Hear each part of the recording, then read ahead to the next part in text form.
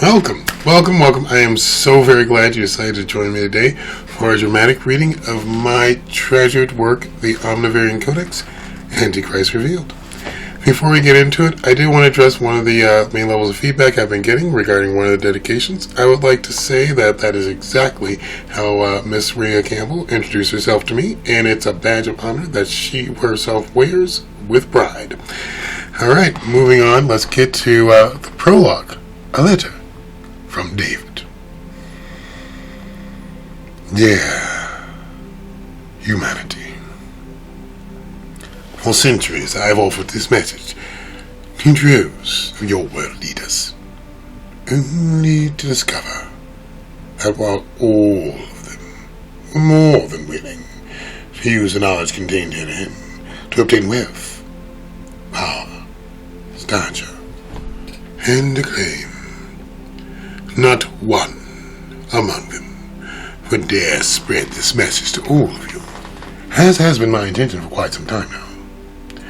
As the clock keeps moving ever closer to the date of that final battle, it becomes more important than ever for you to know the incredible power, purpose, and potential of humanity, so that on that final day you have a true fighting chance.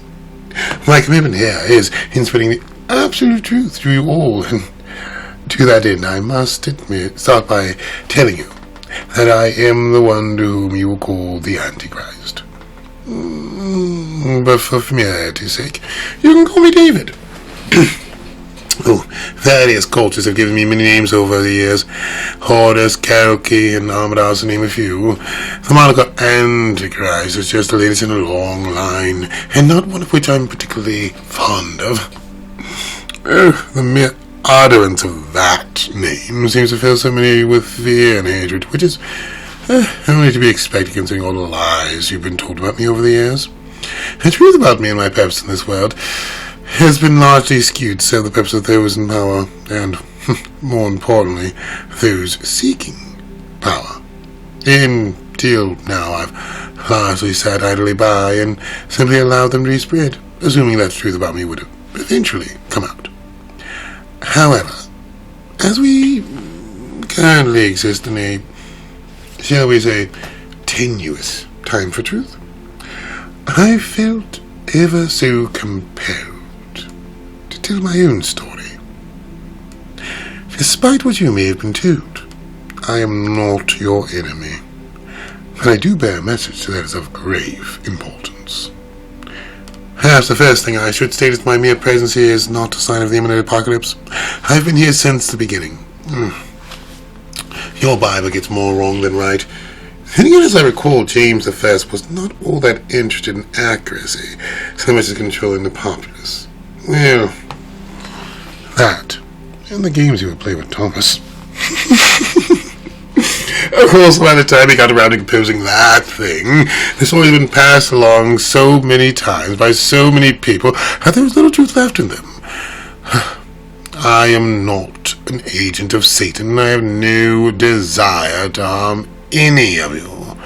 The only real difference between us is that I know my purpose, my power, my goal. You have been denied the realization of your own. While I will admit to being what you might call evil, before you go condemn me for this, stop and ask yourself, what is evil? Have you really ever asked yourself that question before? Is slavery evil? As I recall, the prophet Abraham had several slaves, and he was greatly favored by your God. Is polygamy evil?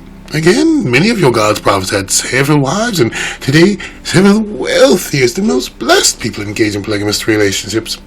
How about killing? Surely that must be evil. Yet if you go to any capital city, in any country, in all the world, you will see great monuments erected to honor soldiers who killed to protect their country. When you really start to question it, the nature of good and evil isn't quite what most of you suspect at all. The truth is, good and evil are subject to the whim of those with the most power. That which aids those with the most power in accomplishing their ends is deemed to be good, while that which is contrary to their interest is deemed to be evil. Since my goals are not that of your gods, I am considered to be evil. A simple explanation to be certain.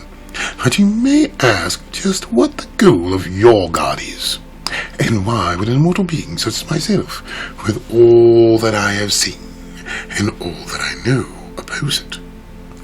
Well, that is precisely why I have taken the time to write this message to all of you, so you may now know the truth about the God so many of you unwittingly serve, and just why his are not your best interest. You see, God is not your God.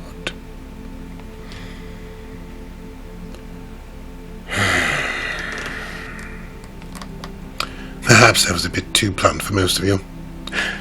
You know, I think it might be best for everyone if I started from the very beginning.